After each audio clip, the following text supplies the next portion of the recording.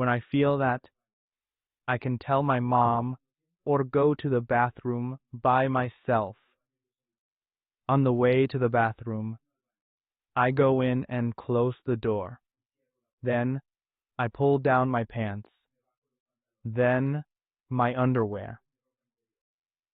So I can sit on the toilet. I feel careful. I breathe easy. I wait while I pee or poop.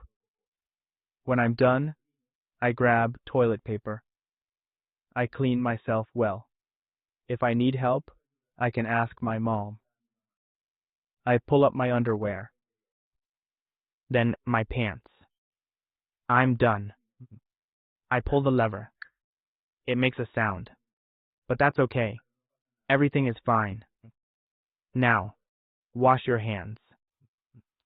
I turn on the faucet, wet my hands, put soap on, and scrub very well. I count to 10. I rinse my hands and dry myself with a towel. Done. I already went to the bathroom. I feel clean and happy. Going to the bathroom is something I do every day. I'm learning, and I'm doing it very well.